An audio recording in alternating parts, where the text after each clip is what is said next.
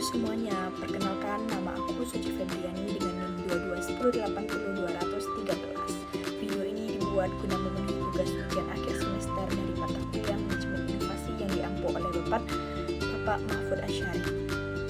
Oke, enjoy my video. Halo semuanya, selamat datang.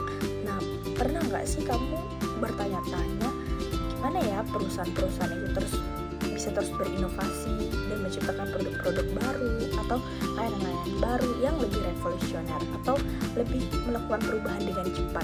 Nah, jawabannya itu terletak pada sistem manajemen inovasi yang efektif. Maka dari itu dalam 5 menit ke depan kita akan membahas secara detail apa sih itu sistem manajemen inovasi dan bagaimana sistem manajemen inovasi dalam penerapannya.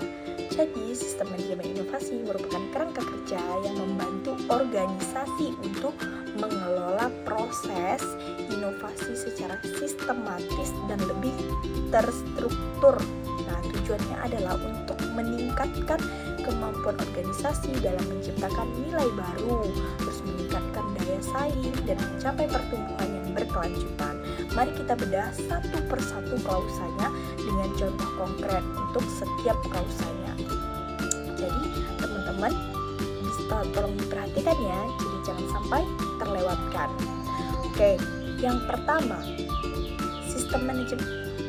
Oke, ada yang lupa teman-teman. Jadi sistem manajemen inovasi itu bukan hanya teori ya, tapi juga kerangka kerja praktis yang membantu perusahaan menciptakan inovasi yang berkelanjutan.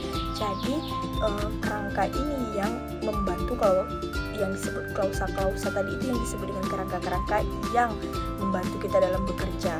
Nah, yang pertama ada scope atau ruang lingkup. Nah, scope atau ruang lingkup itu menentukan area mana yang dicakup sistem inovasi. Contohnya, misalkan sebuah perusahaan manufaktur itu mungkin menetapkan ruang lingkup inovasi mereka pada pengembangan produk yang ramah lingkungan atau peningkatan efisiensi proses produksi, begitu. Nah, jadi misalkan jadi perusahaan manufaktur ini bisa juga memperlihatkan produk-produk ramah lingkungan atau proses produksi yang efisien atau yang sesuai dengan SOP. Nah, ini berarti semua upaya inovasi itu akan difokuskan pada area tersebut, di mana mereka mengambil ruang lingkup yang ramah lingkungan. Begitu teman-teman. Oke, yang kedua ada normatif reference atau acuan normatif. Nah, normatif reference adalah standar yang menjadi acuan. Contohnya yaitu ada perusahaan yang ingin menerapkan sistem manajemen inovasi sesuai standar ISO 56002, di mana mereka akan menjadikan standar tersebut sebagai acuan wajib. Jadi, dengan menggunakan standar ISO 56002 ini memastikan sistem mereka itu selaras dengan praktik terbaik global. Jadi tidak semena-mena atau tidak melenceng kemana-mana atau sesuai dengan sistemnya. Yang ketiga ada term and definition atau istilah dan definisi. Jadi term and definition merupakan atau memastikan semua orang punya pemahaman yang sama. Jadi kita punya pemahaman yang sama. Contohnya misalkan ada perusahaan yang mendefinisikan itu inovasi itu merupakan ide baru yang berhasil diimplementasikan dan menghasilkan nilai ekonomi dan sosial. Nah, jadi dengan definisi yang jelas tersebut, nah semua orang tahu apa ya yang dimaksud inovasi. Jadi mereka paham, oh term and definition tadi. Jadi ini maksud yang definisi tadi gitu. Oke, yang keempat ada context of the organization atau konteks organisasi. Nah, jadi context of the organization ini mengharuskan perusahaan memahami lingkungan eksternal dan internalnya. Misalkan contohnya sebuah perusahaan retail atau menganalisis tren belanja online yang meningkat pesat.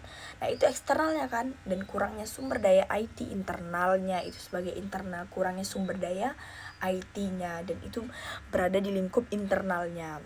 Nah, selanjutnya analisis ini itu membantu kita dalam merumuskan strategi inovasi yang tepat. Jadi misalnya kita berinvestasi dalam platform atau platform e-commerce gitu. Kemudian yang kelima ada leadership atau kepemimpinan. Jadi leadership ini adalah kunci Kenapa disebut dengan kunci leadership? Ini adalah kepemimpinan kunci. Contohnya, misalkan CEO sebuah perusahaan teknologi itu rutin mengadakan Innovation Day, nah di mana karyawan bebas menyampaikan ide dan mendapatkan dukungan untuk mengembangkannya.